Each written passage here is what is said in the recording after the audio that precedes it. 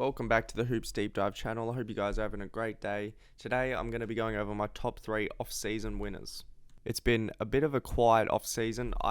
To be honest with you, when I looked through all the 32 teams, I couldn't actually identify a lot of competition for winners. I think there's been a lot of losers and a lot of teams stagnating around where they were last season, but there have been a couple of winners that I think could push into championship contender next season. So without further ado, let's get straight onto the video. Firstly, we'll go over my honorable mention, which is the Houston Rockets. And this is simply put just for the Jabari Smith pick at pick 3. I think he's going to be probably the best player in the draft in my opinion. I love his game. You know, it's been a bit overhyped, the lack of ceiling and the lack of ball handling ability, but I think he's going to be the best player in the draft, so that's why I have Houston as an honorable mention. But without further ado, let's get straight onto the video. So at number 3 for my off-season winners, I have the Philadelphia 76ers. And it's really interesting because if you told me the Philadelphia 76ers were a loser of this offseason, you could argue it, but I think they're a winner. The PJ Tucker contract is interesting because for next season, I think it puts them right up there in championship contention, getting a wing defender, great corner, three-point shooter.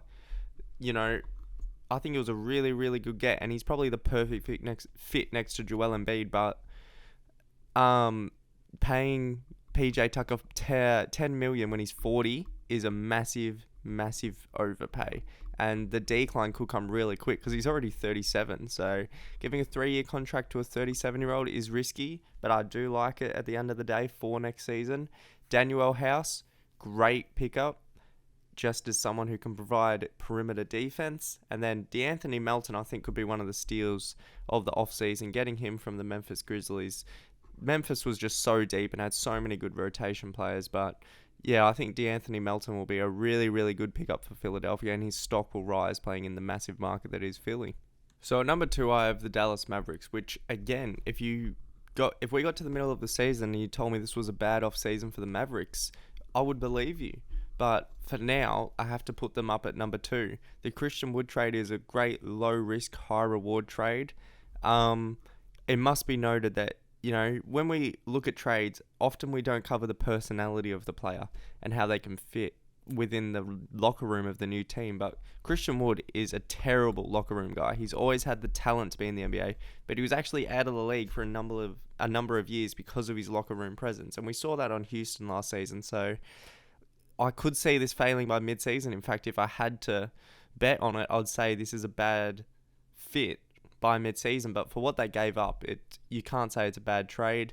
Another reason they're a winner is Luka looks in unreal shape, and I think he'll win MVP next season. And then again, this could go either way. I could see it becoming a good thing that they didn't overpay Brunson at $28 million, but then again, you lose the asset for nothing. But me personally, I think they're a winner for not trying to match that Brunson deal, and reportedly they didn't even get a meeting with him. So overall, I think it was an okay off-season for Dallas, but you know, again, as I said at the start of the video, I don't see any clear winners except for maybe this one team. So at number 1, I do have the Boston Celtics, but it's not the finesse, you know, amazing off-season some have made it out to be. The Malcolm Brogdon trade was a good trade on talent, but as I said in his off-season losers video, here's his games played for the last 5 seasons between the ages of 25 and 29. 48, 64, 54 in a shortened season, 56 and 36. You know, that's not great. I mean, that's terrible. He cannot stay healthy, simply put. But, you know, he can be a 15 to 16 point per game scorer for Boston. You know, his playmaking is all right. The shooting will be amazing for them. And for what they gave up, you know, it's a solid move. But, you know, again, one thing that hasn't been talked about is the contract. He's going to get paid $23 million in 3 years, and this is a player who has not shown the ability to stay healthy. So that could become a bit of a concern, but for next season, I think it's a fine deal for Boston. The Gallinari mid-level exception contract, you know, it's a solid signing. It's better than the Lakers with Lonnie Walker. But at 35, I don't think he's going to have a real impact for them next season. In fact, I think it'll be his last season in the NBA, to be honest. But there's no doubt I have to put them at number one because they made the finals. And to add a player like Brogdon, even if he ends up coming off the bench and being the ball handler with the second unit, which I could see, I still think it's a good trade for Boston. So they're my off-season winner.